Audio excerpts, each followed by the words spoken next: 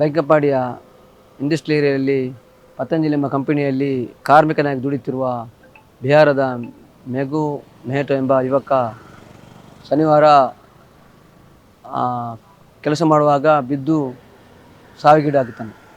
ಈ ವಿಷಯ ನಮಗೆ ಇವತ್ತು ಬೆಳಿಗ್ಗೆ ವಿಷಯ ನಮಗೆ ಮುಟ್ಟುತ್ತದೆ. ನಾವು ಈ ಬಗ್ಗೆ ಪಣಂಬೂರು ಪೊಲೀಸ್ ಸ್ಟೇಷನ್ಗೆ ಹೋಗಿ ವಿಷಯ ತಿಳಿಸಿ ಅವರ ಫ್ಯಾಮಿಲಿನವರು ನಮ್ಮ ಹತ್ರ ಬಂದು ಮಾತಾಡಿ ಅವರಿಗೊಂದು ಕಾಂಪನ್ಸೇಷನ್ಸ್ಗೆ ಒಂದು ಕೊಡುವಂಥ ವ್ಯವಸ್ಥೆ ಮಾಡಿದ್ದೀವಿ. ಈಗ ನಮಗೆ ಕಾಂಟ್ರಾಕ್ಟ್ನವರಿಂದ 3 ಲಕ್ಷ ರೂಪಾಯಿ ಹಾಗೂ ಕಂಪನಿಯಿಂದ ಎಷ್ಟೊಂದು ಅಮೌಂಟು ಆಗಲಿಲ್ಲ. ಅವರ MD ಹತ್ರ ಮಾತಾಡಿ ನಾವು 2 ದಿವಸದೊಳಗೆ ಅದನ್ನು ಕ್ಲಿಯರ್ ಮಾಡ್ತೇವೆ ಅಂತ ಹೇಳಿದ್ದಾರೆ. ಈಗೀಗ ಅವರು 1 ಲಕ್ಷ ರೂಪಾಯಿ ಮಾತ್ರ ಕೊಡ್ತೇವೆ ಹೇಳ್ತಾ ಇದ್ದಾರೆ. ಡೆಡ್ ಬಾಡಿ ತೆಗೆದು ಹೋಗಬೇಕುಂಟು ಈಗ ಹೇಳಿದ್ರು ಅಂತ ಹೇಳಿದರು. ಹಾಗೆ ನಾನು ಹೇಳಿದೆ ಒಟ್ಟಿಗೆ ಹೋಗುವ, ನಾವು ಎಲ್ಲಿ ಹೋಗುವ. ಅವನು ಹೇಳಿದ ಅಲ್ಲಿ ಪಣಂಬೂರು ಪೊಲೀಸ್ ಸ್ಟೇಷನಲ್ಲಿ ಇದ್ದಾರಂತೆ. ಅಲ್ಲಿ ಹೋಗಿ ಈಗ ಮಾತಾಡಿ ಅಲ್ಲಿ ಸ್ಟೇಷನಲ್ಲಿ ಮಾತನಾಡುವಾಗ 1 ಲಕ್ಷಕ್ಕೆ ಇದ್ದು. ಆಮೇಲೆ ನಾವು ಮಾತನಾಡಿ ಕಂಪನಿಯವರ ಹತ್ರ ಮಾತನಾಡಿ ಅವರಿಗೆ ಒಂದು 3 ಲಕ್ಷ ರೂಪಾಯಿ ಕಾಂಟ್ರಾಕ್ಟ್ನವರಿಂದ ಹಾಗೂ ಕಂಪನಿಯ ಕಡೆಯಿಂದ ಬೇರೆ ಅಮೌಂಟನ್ನು ವ್ಯವಸ್ಥೆ ಮಾಡಿದ್ದೇವೆ. ಹಾಗೂ ಇತರ ಖರ್ಚುಗಳನ್ನು ಕಾಂಟ್ರಾಕ್ಟ್ನವರು ಮಾಡ್ತಾಯಿದ್ದಾರೆ. ಮತ್ತು ಅವರು ಊರಿಗೆ ಹೋಗುವ ವ್ಯವಸ್ಥೆ ಹಾಗೂ ಇಬ್ಬರು ಈಗಾಗಲೇ ಫ್ಲೈಟಿಂದ ಬರ್ತಾ ಇದ್ದಾರೆ, ಅವರ ವ್ಯವಸ್ಥೆಯನ್ನು ಸಹ ಕಂಪನಿ ಮಾಡಿದೆ. मेरा नाम हरिंदर महतो। देखिए, मैं भाई सब मजदूर श्रमिक आदमी हम लोग हैं, काम करने वाले। हम लोग 3500 किलोमीटर दूरी से यहाँ काम करने आए हैं। तो इसी में किसी कोई अलग अलग प्लांट में काम करता है, कोई MRPL में, कोई रुचि गोल्ड में, कोई और कंपनी है, कोई अडानी है, कोई इस एरिया में सभी लोग हम लोग अलग अलग काम करते हैं। जो लड़का इसमें काम कर रहा था, जिसका एक्सीडेंट हुआ, एक्सपायर किया, वो मेरा भतीजा हुआ, मेरे बड़े चाचा का लड़के का लड़का हुआ। यहाँ से लेके गया ये लोग, कंपनी का ही कॉन्ट्रैक्टर का ही आदमी लोग लेके गया। जो भी ये उनको कहना था वो हम लोग से कहें। हम लोग कहें कि ठीक है, कल इन लोग को थाने में बुलाया था, थाने में भी गया, कुछ रिपोर्ट नहीं लिखा। इसके बीच में ये लोग जब ये बात किया कॉन्ट्रैक्टर और वो लोग कि अगर कहीं एक्सपायर कर जाएगा तो क्या करोगे तुम लोग, क्या करोगे, लाश को यहाँ माने जलाओगे या फ्लाइट से ले जाओगे।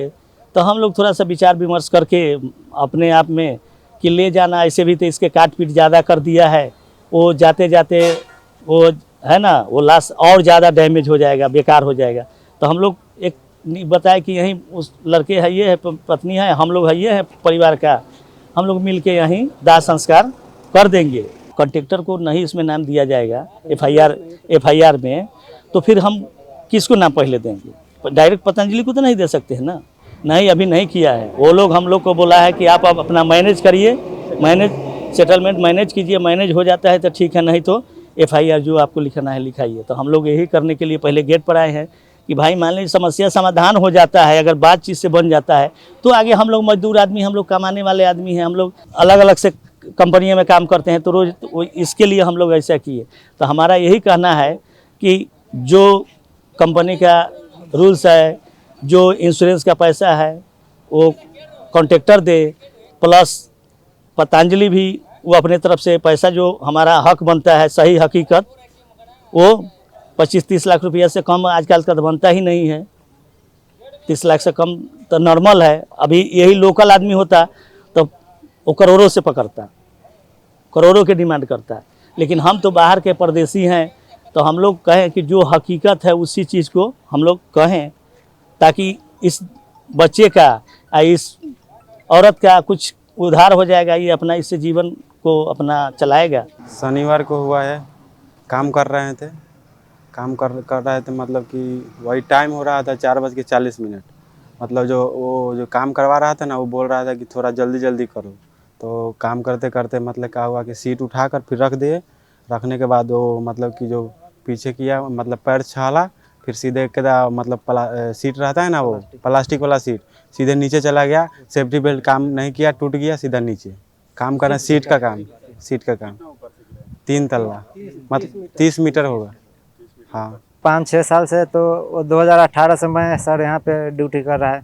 और मेरे से भी पुराना आदमी वो 2010-12 पुराना आदमी 10-12 साल से। और वो मालूम नहीं, हमारा पुराना आदमी को मालूम है, वो काम कर रहा है 10-12 साल से। ऐसा हम लोग सब जो कट्टा में ड्यूटी करता है, कोई MRPL, कोई इधर पतंजलि, कोई इधर उधर काम करता है। वो मेरा आदमी इसमें आया ड्यूटी करने में, वही बोलना चाहते हैं कि मेरा आदमी को मुझे हाथ जोड़ के मुआवजा मिलना चाहिए, ये बोलना चाहते हैं। हमारा कॉन्ट्रैक्टर है हमारा कॉन्ट्रैक्टर इलाज के लिए 4 लाख ऐसा करके लगाया है।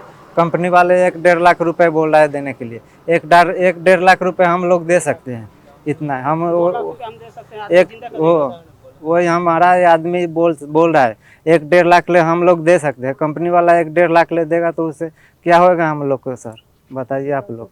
बीवी बाल बच्चा 2 बच्चा है, बीवी भी है, वो गरीब है। दूसरे कंपनी में हम काम करते हैं, उधर से मेरा भाई इधर जैसे कि डेट शनिवार को जैसे एक्सीडेंट किया, उस दिन मैं उधर से मैं इधर आया तो जब तक हॉस्पिटल चला गया था।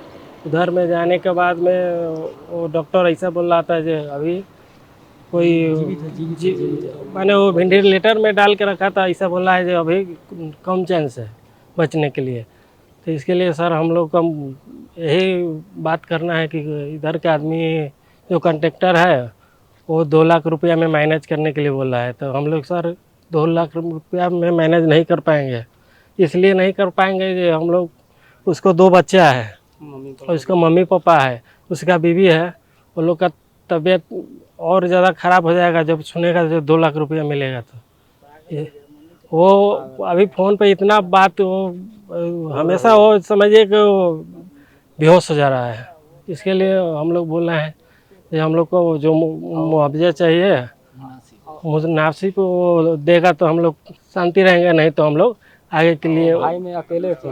मुआवजा मिलना चाहिए। और नहीं तो वो उनका जो लड़का है उसका नौकरी होना चाहिए और 20 लाख रुपया कम से कम होना चाहिए। उधर वो पुराना वाला सेफ्टी बेल्ट दिया था, कंपनी वाला दिया था, वो पुराना बेल्ट दिया था, वो डाल के वो लाइफ लाइन जो आता है ना उसमें डाल के वो लोग काम कर रहा था। उधर से वो जो सीट का काम कर रहा था, वो पैर स्लिप करने के बाद में वो नीचे गिर गया पूरा बेल्ट कट होने के बाद। उसके बाद में वो लोग लेके हॉस्पिटल गया।